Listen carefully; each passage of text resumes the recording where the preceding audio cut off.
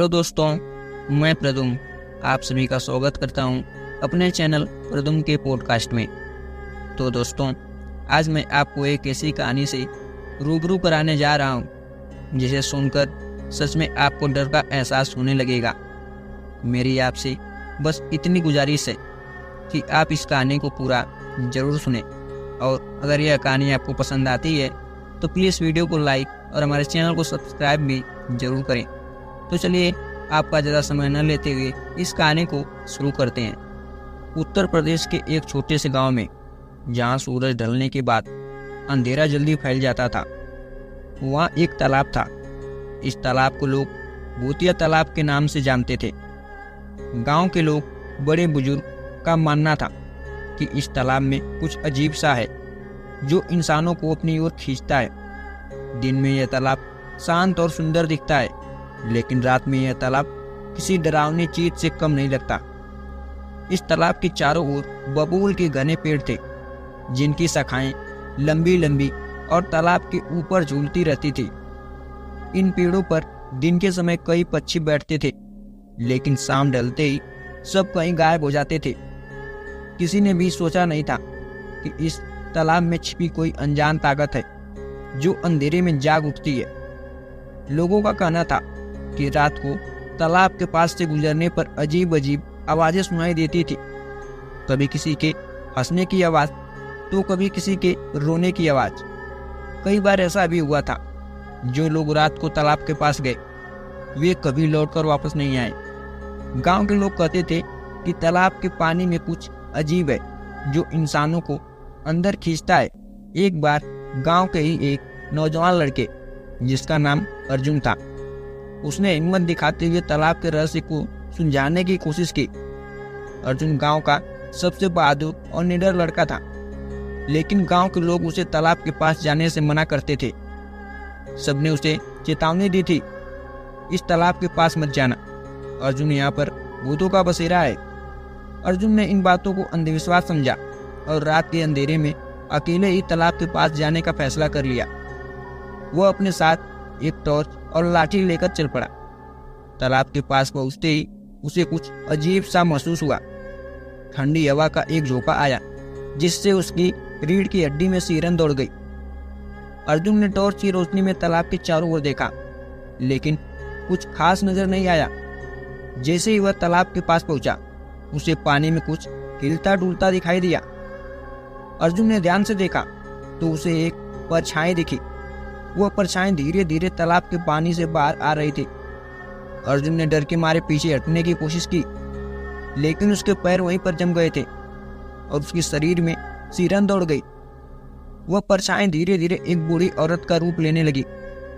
उसकी आंखें सुर्ख लाल थी और चेहरा बेहद डरावना।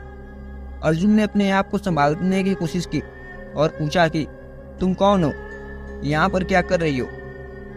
वह बूढ़ी औरत जोर से हंसी और बोली, मैं इस तालाब की रखवाली करती हूँ। जो भी यहाँ आता है उसे मैं अपने साथ ले जाती हूँ। तू भी अब मेरे साथ रहेगा।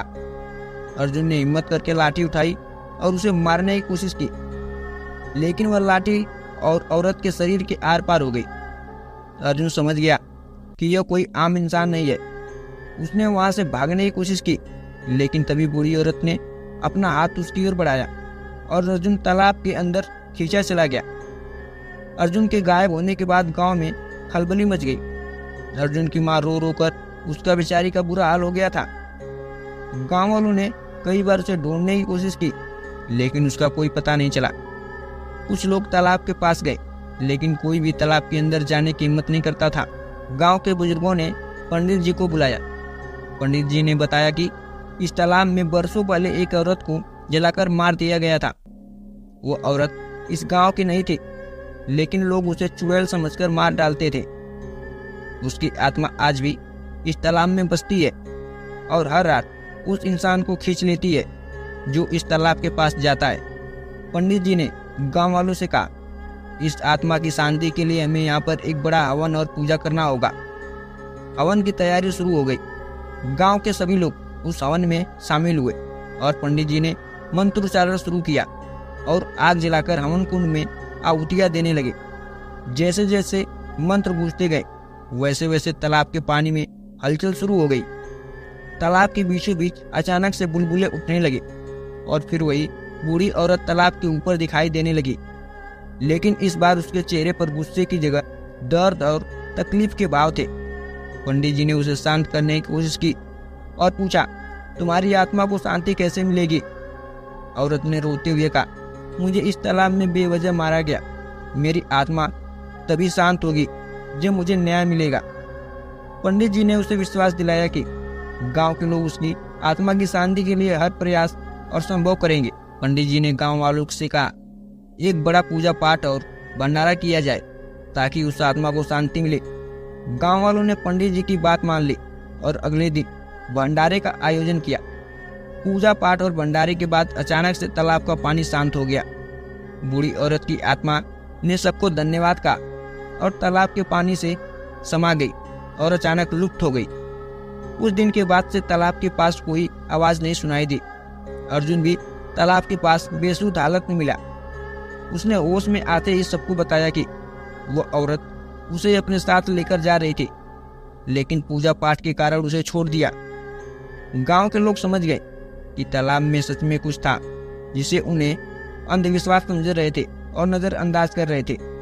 उस दिन के बाद से गांव के लोग तालाब का सम्मान करने लगे और वहां पर किसी को नुकसान नहीं हुआ। अब वह तालाब गांव का एक साधारण तालाब बन गया था, लेकिन लोगों के दिलों में उसकी कहानी हमेशा के लिए बस गई। गांव के बुजुर्ग जब भी तालाब की कहानी सुनाते थे तो लोग उसे ध्यान से सुनते और भगवान से प्रार्थना करते थे कि ऐसी घटना फिर कभी जीवन में न हो। और इस तरह गांव और उसके तालाब की भूतिया कहानी एक सीख के साथ खत्म हुई। तो दोस्तों, इसी के साथ मैं अब ये कहानी भी यहीं पर समाप्त करता हूँ। ये छोटी सी कहानी अगर आपको पसंद आई हो, ये छोटी सी हॉरर स्टोरी आपको अच्छी लगी हो, तो प्लीज़ वीडियो को लाइक, चैनल को सब्सक्राइब जरूर करें। तो चलिए मिलते हैं एक ऐसी ही कहानी के साथ नेक्स्ट वीडियो में। तब तक के लिए आप सभी का धन्यवाद।